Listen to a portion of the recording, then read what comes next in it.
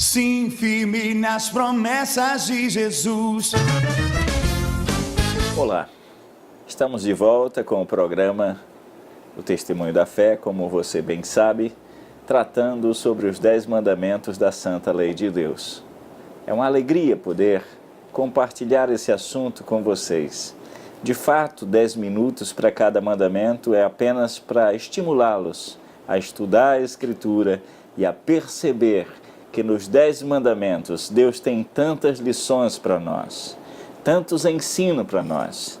De fato, a palavra de Deus nos mostra que não são 10 mandamentos os que foram escritos no Sinai, na pedra, mas foram as 10 palavras que têm desdobramentos em muitos mandamentos, em uma infinidade de mandamentos que orienta a nossa vida, que regula o nosso relacionamento com Deus e o nosso relacionamento com o próximo.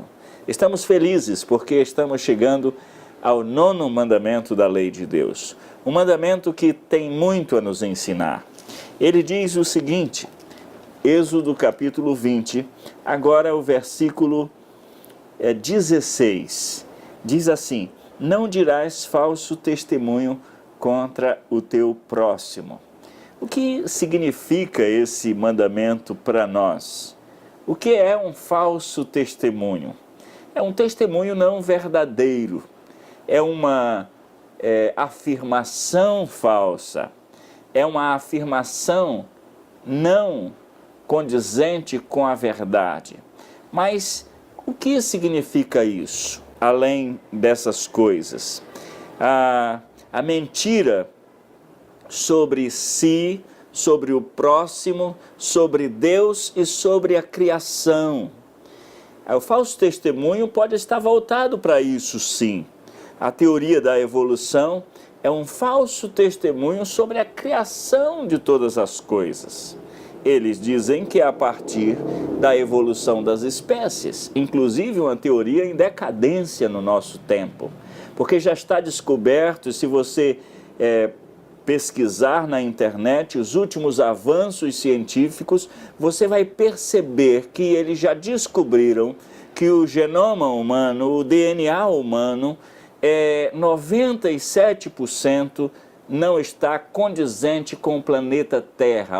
Algum ser de outro lugar, fora do planeta, fez o homem. E nós sabemos pela Bíblia Sagrada que foi Deus. Mas quanto falso testemunho sobre você? Quem fez você? Quem é você?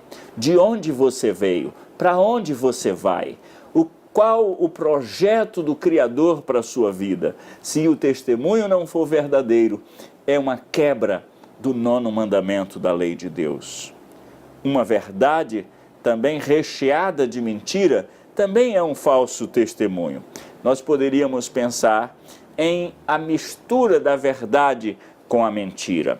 Alguém pode se apropriar de um texto da Escritura e, a partir desse texto, que é a verdade, começar a colocar a sua opinião pessoal. Isso é falso testemunho. E Deus diz, não dirás falso testemunho contra o teu próximo. E, nesse caso, o falso testemunho é contra o próprio Deus. Mas um falso testemunho pode ser também uma verdade falada na hora errada, de forma errada, para a pessoa errada e da pessoa errada. Você pode estar falando a verdade, mas você pode estar falando a verdade de uma maneira que o contexto não é apropriado. Por exemplo, você tem uma visita na sua casa, uma pessoa que veio se solidarizar com alguma situação que você está vivendo ou apenas para te rever. Sua esposa se aproxima de você ou seu marido e de repente você diz uma verdade que era para ser tratada na intimidade do casal, na intimidade da família, mas você usou a presença da visita. A Bíblia proíbe assim. A Bíblia diz que se tu tens alguma coisa para tratar com o teu próximo, tu tem que arguí-lo entre ti e ele só. Em Mateus capítulo 18, você vai observar que a palavra de Deus, tratando do relacionamento na igreja, diz: se teu irmão pecar, vai arguí-lo entre ti e ele só. Se ele te ouvir, tu ganhaste o teu irmão. Querido telespectador, se você recebe a informação e você passa de forma que a Bíblia não orienta, isso se constitui em blasfêmia, em falso testemunho, em uma atividade comunicativa imprópria, indevida e proibida nas Sagradas Escrituras.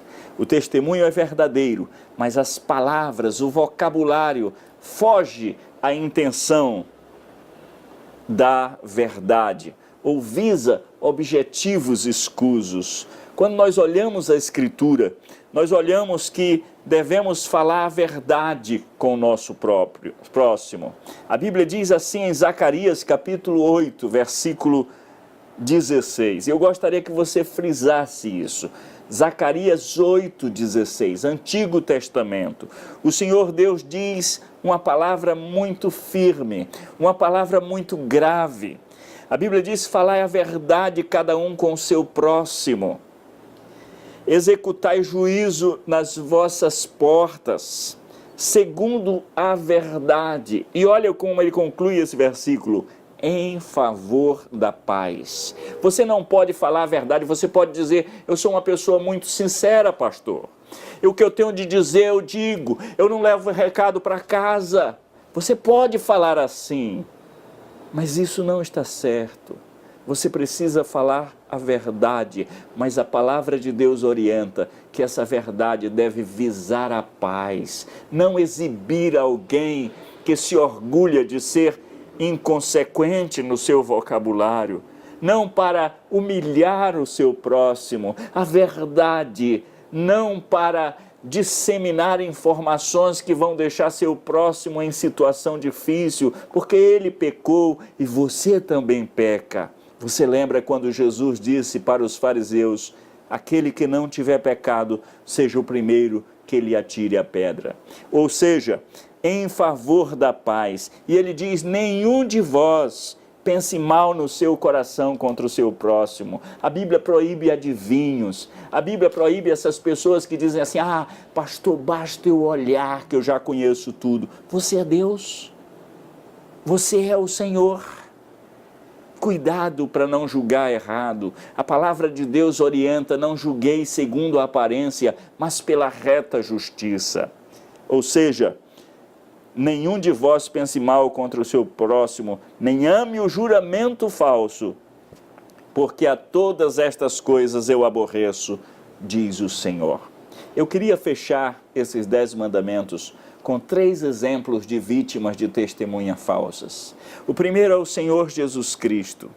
Em Mateus 26:60 diz que se levantaram muitas testemunhas falsas contra ele, e finalmente 2.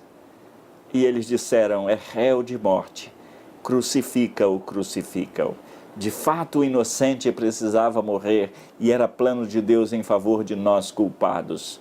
Mas eles usaram pessoas com a língua felina, com a língua destrutiva para a morte do Senhor. O segundo caso é o de Estevão. Está em Atos dos Apóstolos, capítulo 16, versículo 13. A Bíblia diz que apresentaram falsas testemunhas, que depuseram contra ele, e dizendo: este homem fala contra o santo lugar e contra a lei. Nunca ele tinha falado contra o santo lugar e contra a lei. E foi apedrejado. Mas ele morreu dizendo: Senhor, não lhes imputes este pecado. E o terceiro caso, queridos, é de alguém maligno.